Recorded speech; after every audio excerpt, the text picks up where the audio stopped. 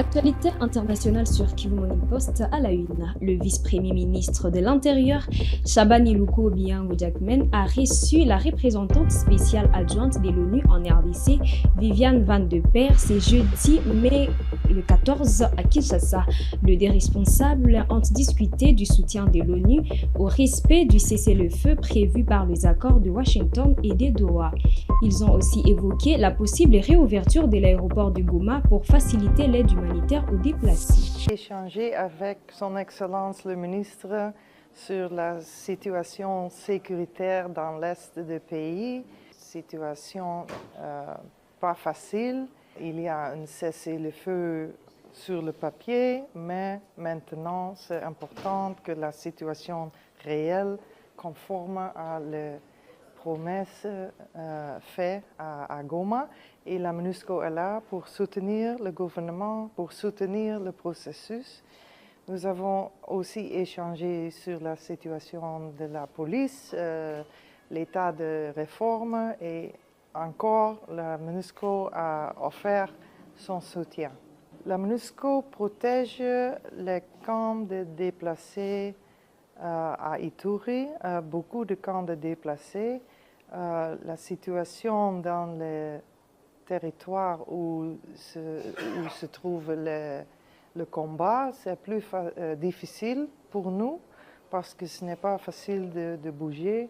Mais dans tous les autres territoires, nous avons un plein rôle de protection des civils et on fait ça. À Luanda, le président angolais João Lourenço a reçu le ministre congolais de l'énergie Molendo Sakombi pour faire avancer le projet d'interconnexion électrique entre l'Angola et la République démocratique du Congo. Reportage.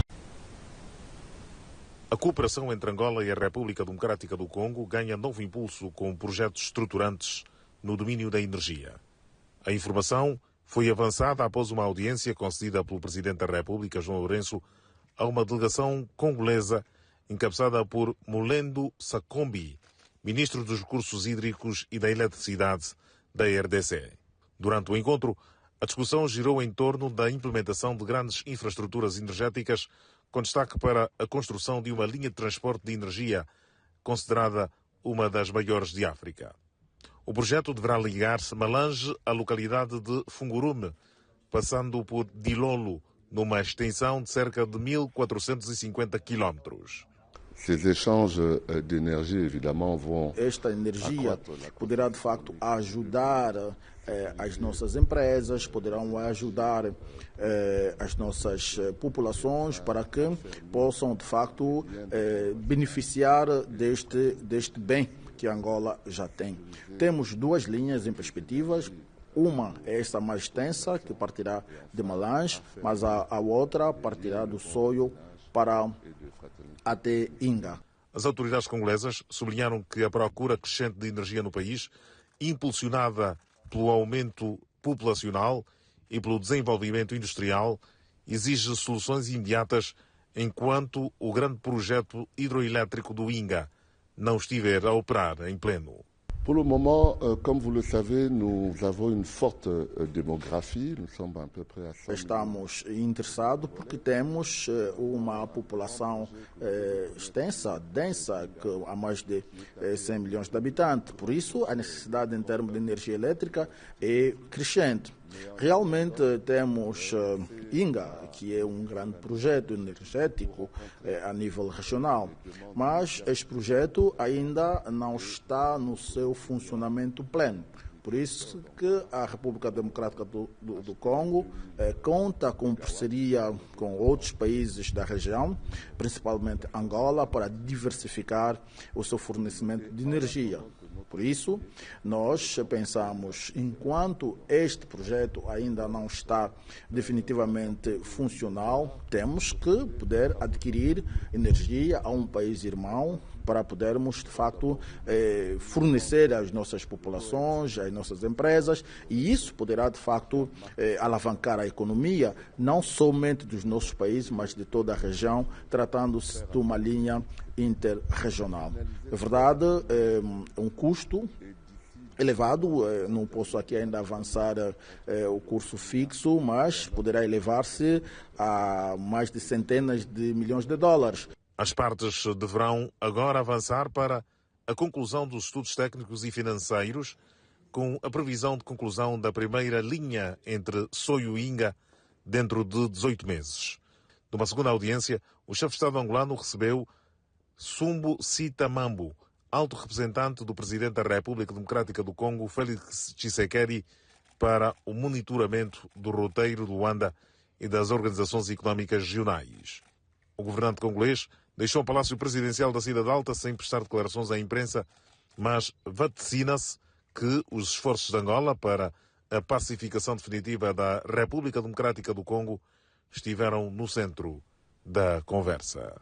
Le président mauritanien Mohamed Ould Ghazouani s'est rendu ce jeudi 14 mai 2026 à Oyo, où il a été reçu par son homologue congolais Denis Sassou Nguesso. Selon la presse présidentielle congolaise, les deux chefs d'État ont eu un entretien axé sur le renforcement de relations bilatérales entre la République démocratique du Congo et la Mauritanie, ainsi que sur des questions de coopération politique et économique. Reportage. Véritable baleine diplomatique cette semaine à Oyo, dans le département de la Cuvette. Après la visite du président du Conseil du Togo et celle du président de la refondation de Madagascar, le tour est revenu ce jeudi 14 mai au président de la République islamique de Mauritanie de fouler le sol congolais. Mohamed Ould Ghazouani a été accueilli à sa descente d'avion par son homologue Denis Sassou Nguesso. L'escale technique du chef de l'État mauritanien à l'aéroport international de Lombo a été marquée par les accolades fraternelles entre les deux dirigeants et des entretiens en tête-à-tête au Salon d'honneur. Les discussions ont porté principalement sur les relations bilatérales existantes entre les deux pays depuis 1960, année de leur établissement, avec un accent mis sur la recherche des voies et moyens de les développer dans les différents domaines, à savoir la pêche, le commerce, l'énergie, la formation et la santé. La coopération entre le Congo et la Mauritanie se concentre actuellement sur la diversification des échanges économiques et le renforcement des liens bilatéraux qui se manifestent par la recherche des soutiens mutuels au sein des organisations africaines et internationales. À titre d'exemple, la Mauritanie a sollicité récemment le soutien politique du Congo pour la candidature du Dr Kumbaba au poste de secrétaire général de la francophonie, dont l'élection est prévue à la fin de l'année. Sur le plan financier, les deux pays multiplient les initiatives pour consolider leur rapprochement avec le projet de construction d'une banque mauritanienne au profit de ses ressortissants vivant au Congo.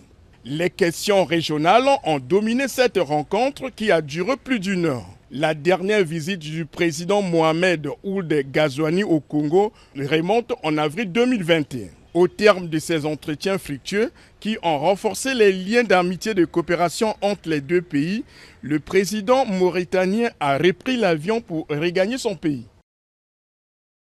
L'Iran a organisé une grande cérémonie d'adieu pour son équipe nationale de football avant son départ pour la Coupe du Monde de la FIFA 2026, prévue aux États-Unis, au Canada et au Mexique. Des milliers de supporters se sont rassemblés sur la place Angelab au cœur de la Téhéran pour acclamer les joueurs vêtus de survêtements rouges et noirs. Des milliers de personnes dans les rues de Téhéran pour voir l'équipe nationale iranienne monter sur scène avant son départ pour la Coupe du Monde de football. Après une rencontre immortalisée avec le président iranien, les joueurs vont d'abord s'envoler direction la Turquie pour les entraînements avant d'aller aux États-Unis. Une situation assez délicate après les bombardements américains sur l'Iran et un cessez-le-feu fragile désormais. Les joueurs vont-ils pouvoir entrer sans problème sur le territoire américain et y être en sécurité?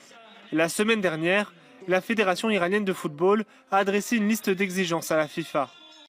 Nous avons présenté 10 conditions à la FIFA. Si notre équipe doit participer, ces conditions doivent être acceptées. Premièrement, des visas doivent être délivrés à tout le monde, en particulier à ceux qui ont servi dans les gardiens de la révolution iranienne. C'est tout pour cette actualité internationale sur Kivu Morning Post. Merci à vous de nous avoir suivis du début à la fin. On se retrouve dans des prochaines actualités.